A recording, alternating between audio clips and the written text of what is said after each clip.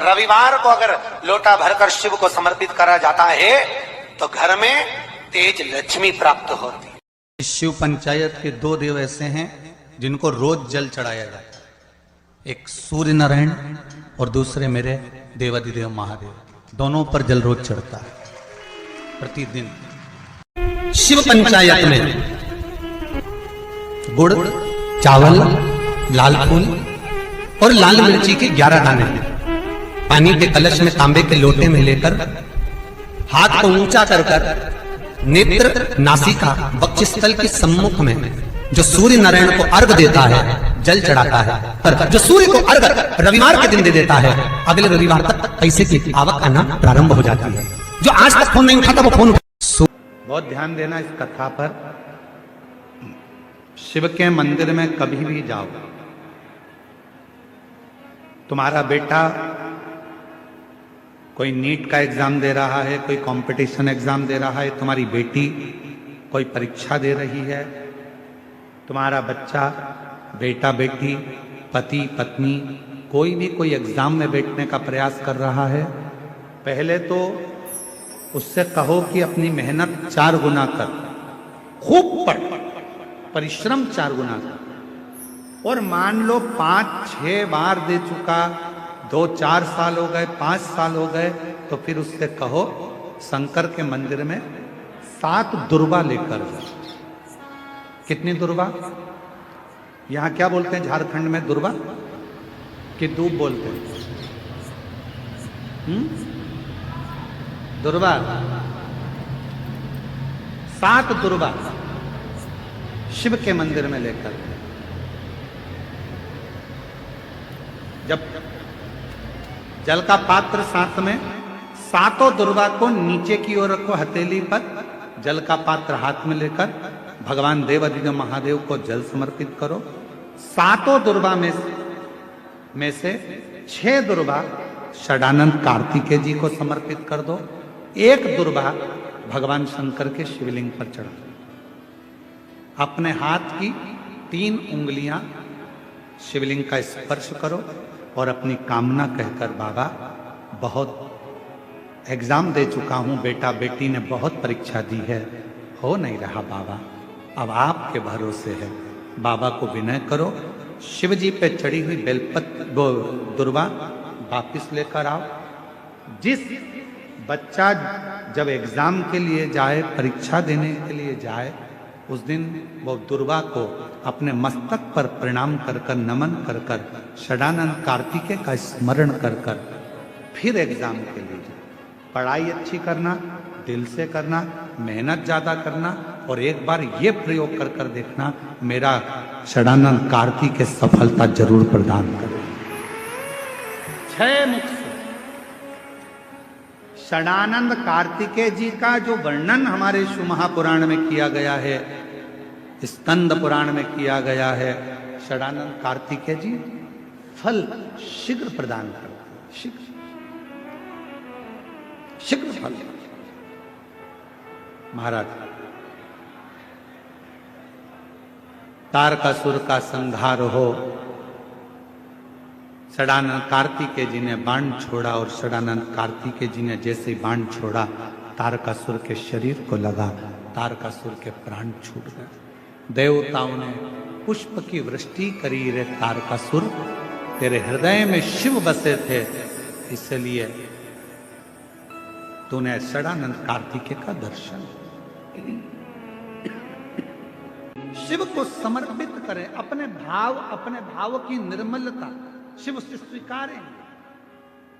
7 दुर्वा, 1 लोटा जल षडानंद कार्तिकेय का स्मरण कर कर जब हम चढ़ाते हैं तो उसका फल हमको मिलता, उसका फल प्राप्त होता।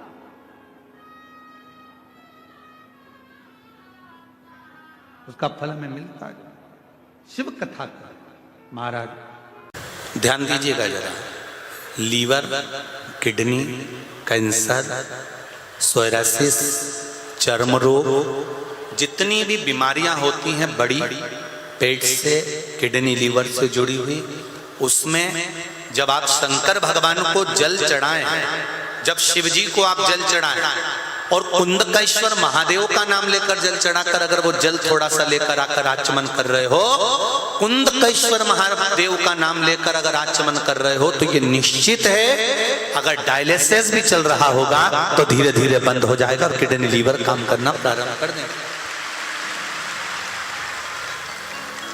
कौन से महादेव? कुंदकेश्वर। फिर से बोलिए, कुंदकेश्वर महादेव। जो कुंदुक के प्रहार करने के बाद विदल उत्पद के प्राण छूटने के बाद भगवान शंकर के चरणों में जाकर जब कुंदुक गिरा तो शिव जी का नाम कुंदकेश्वर हो गया। शिव का एक नाम है कुंदकेश्वर।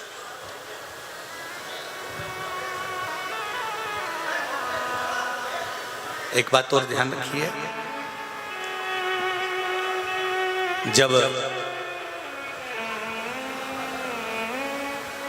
प्रयास करना, प्रैक्टिकल भी करना, ठीक है, और प्रैक्टिकल जरूर करा करो। प्रैक्टिकल करने में कभी पीछे नहीं हटना।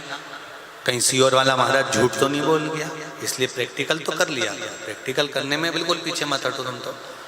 जब कभी पेट में बहुत तेज एकदम दर्द उठ जाए, बहुत दर्द उठ जाए, और किसी भी तरह का दर्द, और आपको लग रहा है कि बहुत दर्द उठ गया, महाराज एक पात्र में जल लीजिए। जल लेकर अपने घर के अंदर कहीं पर भी मटका होता हो, हंडा होता हो, रसोई घर में कहीं ना कहीं तो पानी रखते हो ना। ऐसा कोई रसोई घर ही नहीं होगा जिसके घर में कहीं ना कहीं पानी नहीं हो। अगर पानी नहीं होगा तो आरओ लगा होगा, आरओ के पास भी खड़े हो सकते हो। पानी का कोई भी एक स्रोत, क्योंकि रसोई घर में जहां पर भी पानी होता है वह हमारे पूर्वजों का, हमारे पितरों का स्थान होता है।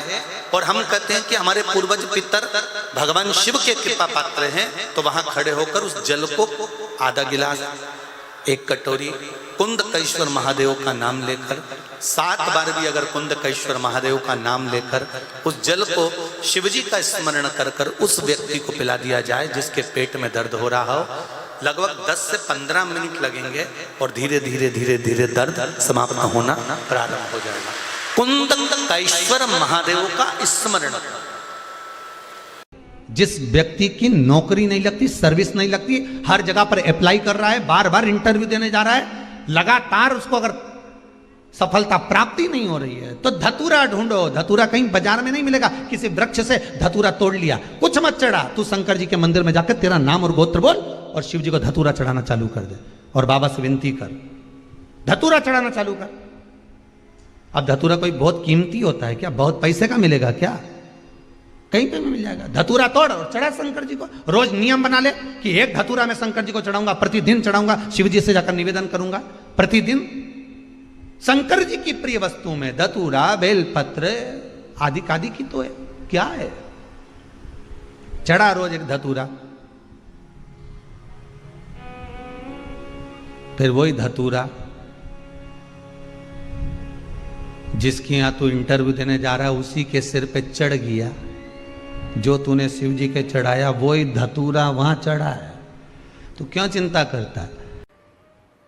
जब व्यक्ति के जीवन में कोई राह नहीं सूझ रही हो, कोई मार्ग नहीं मिल रहा हो, तब ये शिवलिंग है, जरा समझिएगा। एलईडी पर आपको दिखाया जा रहा है। मान लो ये शिवलिंग है, ये जलाधारी है, ये जल यहाँ चढ़ाते हो तो वो पानी बहकर इधर आता है, जल बहकर इधर आता है। मान लो कोई राह नहीं दिख रही हो, आपको लग रहा है कि मैं बहुत फंस चुके हूँ और निकल नहीं पा रहा हूँ, मार्ग नहीं मिल रहा। थोड़ा सा लाल चंदन जहाँ ये जल बहता है इसके दोनों ओर, इधर गणपति इधर कार्तिकेय, थोड़ा थोड़ा लाल चंदन दोनों जगह पर लगाना प्रारंभ करो और उत्तर की ओर मुख कर कर दक्षिण में खड़े होकर शिव जी को जल चढ़ाना प्रारंभ करो। 3 या 4 दिन तक आपने अगर दोनों जगह पर चंदन लगाकर दक्षिण में खड़े होकर उत्तर की ओर मुख कर कर भगवान के शिवलिंग पर जल चढ़ाया। पहले लगाना चंदन दोनों ओर लाल, और फिर जल चढ़ाना। 3 से 4 दिन में स्वयं मेरा भोले बाबा आपको मार्ग निश्चित कर देगा और रास्ते क्लियर कर देगा। ज्यादा दिन नहीं, 3-4 दिन। कोई मार्ग यदि निश्चित नहीं। अच्छा, कई लोग ऐसे भी होते हैं कि वो केवल ये सोचते हैं कि हमने ये कर लिया और इसमें, ऐसा नहीं। शिव महापुराण की कथा कहती है कि आपको साथ में परिश्रम भी करना पड़ेगा, थोड़ी मेहनत भी करना पड़ेगा। सूर्य नारायण भगवान को स्टील के लोटे से या चांदी के लोटे से या पीतल के लोटे से या प्लास्टिक के लोटे से या कांच के बर्तन से जल चढ़ाने से आयु छिन्न होती है। क्या समाप्त होती है? आयु। और सूर्य नारायण भगवान को अगर तांबे के लोटे से जल दिया जाता है तो आयु की वृद्धि होती है, और दिन भर में अगर कोई काम अटकने वाला है तो वो काम का रास्ता खुल जाता है और शरीर की बीमारी समाप्त हो जाती है। शरीर की बीमारी समाप्त हो जाती है।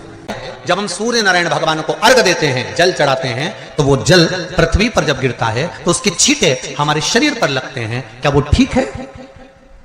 क्या वो श्रेष्ठ है? तो शिव महापुराण की कथा कहती है जब हम सूर्य को अर्घ देते हैं, सूर्य को जल चढ़ाते हैं, वो पानी जब पृथ्वी पर गिरता है उसके छींटे हमारे शरीर पर लगते हैं तो वो श्रेष्ठता का भाव निर्मित करते हैं। वो गलत नहीं हो सकता। कारण अब वो भी समझ लीजिए। अब सूर्य नारायण भगवान को आप जल चढ़ा रहे हो तो छींटे नहीं लगे, उसके लिए क्या स्टूल पे चढ़ के चढ़ाओगे कि कुर्सी पे चढ़ के चढ़ाओगे? अरे बोलो तो सही। अब कई लोगों के दिमाग में यह बात भरा गई कि हम भगवान को जल चढ़ाते हैं, वो हमारे शरीर में छींटे लगते हैं, जमीन पे से पानी गिरता है, वो हमारे शरीर को छींटे लगते हैं, भगवान को अच्छा नहीं लगता होगा। कौन ने कहा? पहले तो उसको पकड़ के ला।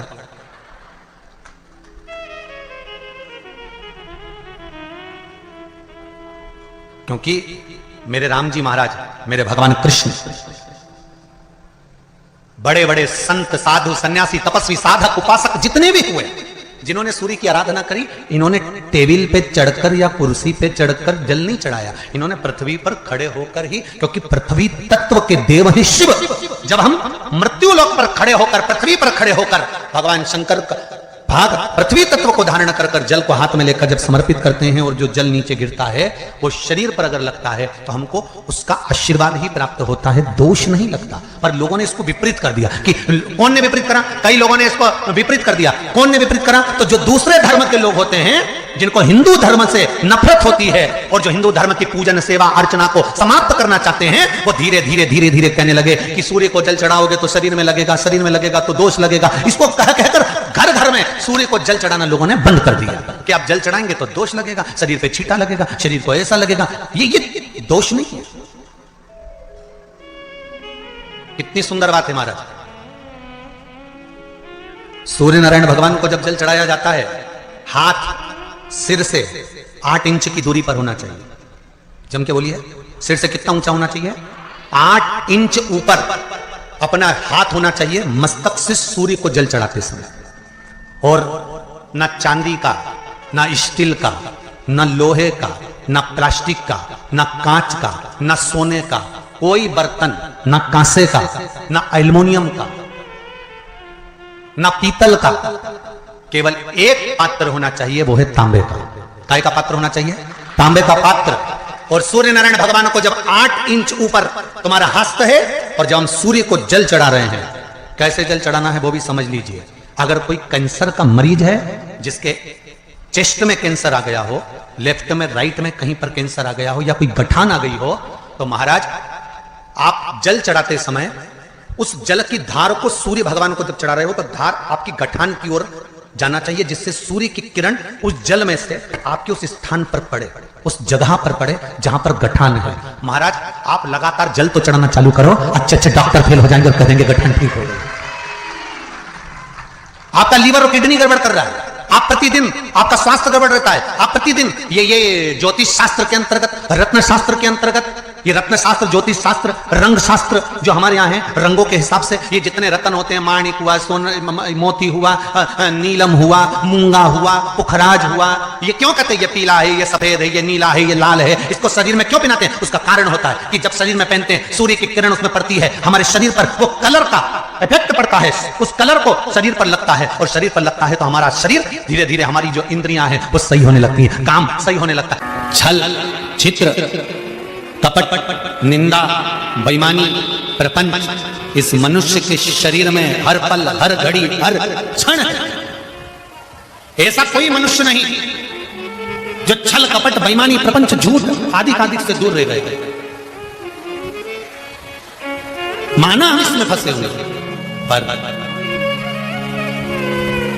तेरी कृपा होगी ना, तेरी दया होगी ना, तो ये पाप की जो ये गठरी है, ये मनुष्य का शरीर, एक दिन इस गठरी को खोल कर तू पाप बाहर निकाल देगा, और गठरी के अंदर जितने कपड़े हैं उसको धोकर साफ कर देगा, ये निश्चित। अगर तेरी कृपा होगी तो, अगर तेरी दया होगी तो। बल्ली देवी और देवसेना ने जल चढ़ाना प्रारंभ करा, शंकर भगवान का स्मरण करना प्रारंभ करा। उनके भी जाते जाते कोई पत्तियां तोड़कर लेकर आ जाती थी बल्ली देवी, पत्तियां, क्योंकि बल्ली देवी एक आदिवासी राजा की पुत्री है, आदिवासी राजा की पुत्री, उसको भान नहीं है कि बेलपत्र कौन सी है। फिर समझ लेना मेरी जीजी, जितने लोग आस्था चैनल पर कथा सुन रहे हैं, जितने फेसबुक यूट्यूब पर सुन रहे हैं, अगर एक बात हमने पहले भी कही है, आज फिर कह रहे हैं, बेलपत्र तोड़कर शंकर भगवान को चढ़ाओ, मना नहीं है, पर एक प्रयास अपनी जिंदगी में जरूर करना कि बेलपत्र चढ़ाने का यदि आपको शौक है तो जीवन में एक बेलपत्री का वृक्ष भी लगाने का शौक रखिए, जिससे वो बेलपत्र का वृक्ष बड़ा हो। और बेलपत्र का वृक्ष जब बड़ा होगा, आप संसार में हैं नहीं है, हम संसार में हैं नहीं है, पर यदि बेलपत्री का वृक्ष रहेगा, आपके द्वारा लगा हुआ वृक्ष रहेगा, उसमें से कोई बेलपत्र तोड़ कर जब वो बड़ा हो जाएगा, उसमें से बेलपत्र तोड़कर कोई शंकर भगवान को चढ़ाएगा, तो जिसने बेलपत्री का पौधा लगाया है, उस बेलपत्र चढ़ाने का फल उसके भी खाते में चला जाएगा और उसकी भी जिंदगी संवर जाएगी। इसलिए बेलपत्र चढ़ाओ, मना नहीं है, पर बेलपत्र का एक पौधा अपने बगीचे में, आसपास में, मोहल्ले में, जहां तुम्हें मौका मिल जाए वहां जरूर। भगवान शंकर को बेलपत्र का, तो बल्ली देवी को नहीं मालूम था कि बेलपत्र का पौधा कौन सा होता, बल्ली देवी को नहीं मालूम था कि बेलपत्र कैसा होता है। बल्ली देवी आदिवासियों राजा की पुत्री थी, गई पेड़ की पत्तियां तोड़ ली, वृक्ष की पत्तियां लाई, शंकर भगवान को समर्पित कर, फिर गई, फिर पत्तियां तोड़ के लाई, शंकर भगवान को समर्पित कर, फिर गई, फिर तोड़ कर लाई, शंकर भगवान को समर्पित कर। ध्यान देना जरा, इस कथा से 3 चीजें निकालेंगे अपन, जो आपके जीवन में पूजन करते समय गलती ना, सावण नहीं, और ध्यान लगाकर सुनोगे तो आनंद आएगा और आपका जीवन सार्थक। 3 चीजें इस कथा में से निकालना। पहला, लोटे का जल इसने चढ़ा दिया, दूध इसने चढ़ा दिया, शहद इसने चढ़ा दिया, शक्कर इसने चढ़ा दिया। ये पंचामृत स्नान अलग अलग हाथ से हुआ, किसी ने कुछ चढ़ाया, किसी ने कुछ चढ़ाया, तो शास्त्र कहता है वर भी पृथक पृथक भाग में बट गए। बहुत ध्यान देना, इस कथकता है आपसे और हमसे कुछ गलती हो जाए, जब हम पूजन करने बैठते हैं तो अगर पति जल चढ़ा रहा है तो पत्नी उसका स्पर्श कर कर चढ़ा ले, मना नहीं, मना नहीं।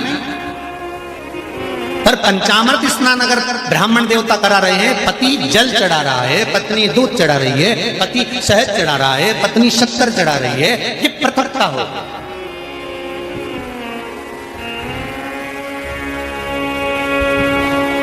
या तो दोनों को जल चढ़ाना, दोनों को दूध चढ़ाना, दोनों को शक्कर चढ़ाना है, दोनों को। कितनी सुंदर बातें पशुपति व्रत की कि प्रसाद जो शंकर भगवान के मंदिर में एक हिस्सा लेकर आते हो, उस हिस्से को भी पृथक नहीं करा जाता। उस हिस्से को भी जिसने पशुपति व्रत करा है, एक हिस्से का प्रसाद उसी को खाना है, यहां तक है कि दूसरे को नहीं देना। शंकर भगवान के मंदिर में, शिव जी के मंदिर में नारियल तक नहीं फोड़ा जाता। क्यों? वो पृथक हो जाएगा। खंडित बेलपत्र समर्पित नहीं करी जाती, वो पृथक हो जाएगी। शंकर भगवान को धतूरा चढ़ाया जाता है, पूर्ण चढ़ाया जाता है। चावल का दाना चढ़ाया जाता है, पूर्ण चढ़ाया जाता है। एक बेलपत्र चढ़ाई जाती है, वो पूर्ण चढ़ाई जाती है। पृथकता ना रखें। अगर बल्ली देवी और देवसेना दोनों अगर जल चढ़ा रही थी तो दोनों हाथ में जल के पात्र होते और दोनों चढ़ाती, पर एक जल ये चढ़ा रही थी तो एक जल का पात्र ये चढ़ा रही थी। उसने कहा कांवड़ की यात्रा है, एक डंडे में एक लोटा बांध, एक तुम लेकर चलो, एक हम लेकर चले। नहीं नहीं नहीं, जल ले जाओ, मंदिर तक भी ले जाओ, पर चढ़ाते समय अगर तुम चढ़ा रही हो तो जल के दोनों पात्र तुम्हारे हाथ में होना चाहिए, दूसरा नहीं। जल की पृथकता नहीं, पृथक भाव। फिर ध्यान दो दूसरी बात, शंकर भगवान के मंदिर में जाओ, शिव की स्तुति में जाओ, पति और पत्नी दोनों विचार कर कर जाना। सुनो जी, मैंने पशुपति व्रत करा, आपकी नौकरी के लिए करा। सुनो, मैं शंकर के मंदिर में आपकी नौकरी मांगने जा रही हूं।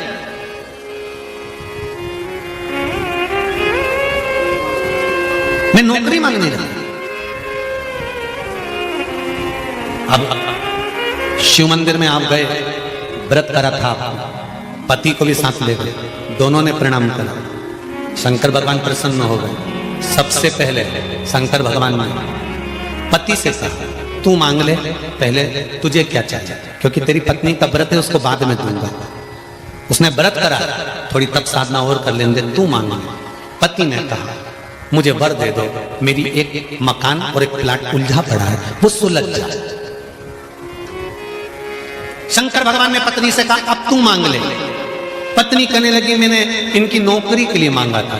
शंकर भगवान ने कहा तूने नौकरी के लिए मांगा था, पर तेरा पशुपति व्रत जब तूने प्रारंभ करा था, तेरे मन में भाव आया था कि नौकरी मिले और मैं और मेरे पति दोनों शंकर की धोख लगाने के लिए जाएं, और भगवान के सामने जब हम झोली पसार के मांगे तो एक जैसा हमारी कामना पूर्ण कर देना। अब तेरे पति ने प्लाट का भाव मांग लिया और तू नौकरी मांग रही है, दोनों में पृथक का।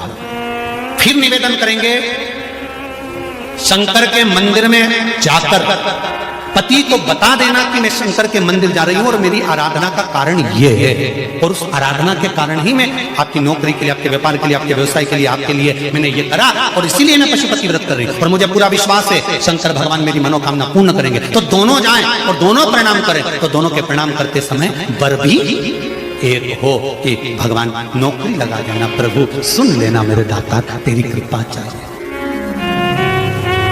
पृथकता का भाव। हाँ, पति अलग पशुपति व्रत कर रहा है, पत्नी अलग पशुपति व्रत कर रही है। ये संकट सोमवार में भी होता है। जोड़े से जब संकट सोमवार किया जाता है ना, तो पति पत्नी को निर्णय ले लेना चाहिए कि हम किस चीज के लिए संकट सोमवार कर रहे हैं। पहले निर्णय लिया जाए, तब पति पत्नी दोनों संकट सोमवार का व्रत करें। अब व्रत कर लिया दोनों पति पत्नी ने संकट सोमवार का, जोड़े से पूजन कर रहे, जोड़े से अभिषेक कर रहे, और उद्यापन भी बोलो जम के जोड़े से कर रहे। और वर क्या मांगा? पति ने सोचा था दुकान का, पत्नी ने सोचा था पार्लर का। निर्णय अलग था। अंत समय प्रभु आना पड़ेगा, वचन दिया तो निभाना पड़ेगा। आए नाए प्रभु कुड़ुम कबीरा, अंत समय प्रभु आना पड़ेगा। अर्घ देने गुरु जी पंचदेव पंचायत में, सूर्य नारायण भगवान शंकर की पंचायत में हैं। सूर्य नारायण को हम फ्लैट में रहते हैं, हम फ्लैट के अंदर रहते हैं, तो हम फ्लैट में रहते हैं, हमारे यहाँ अगर छज्जा नहीं है, हमारे यहाँ जगह नहीं है, तो हम सूर्य को अर्घ कैसे दें? तो महाराज खिड़की तो होगी, अगर घर में प्लेट में पानी ढुलेगा और आप लोग नहीं समेट सकते तो एक बाल्टी रख लो, एक पात्र रख लो, पर सूर्य नारायण भगवान को अर्घ देकर रोशनी शरीर पर पड़ना चाहिए। जिंदगी में कभी कोई बड़ी बीमारी नहीं आ सकती। कितने लोग देते हैं सूर्य को अर्घ? आज भी शास्त्र कहता है जिसका राहु गड़बड़ चलता है, जिसका केतु गड़बड़ चल रहा हो, पत्रिका में राहु केतु अगर तुम्हारे को दोष दे रहे हो, तकलीफ दे रहे हो, कुछ नहीं, एक सफेद फूल लेकर 21 बार आपके ऊपर से उतार कर राहु का स्मरण कर कर शंकर के चरणों में जहां से पानी नीचे गिरता है, शिव जी को जल चढ़ाते हैं, जला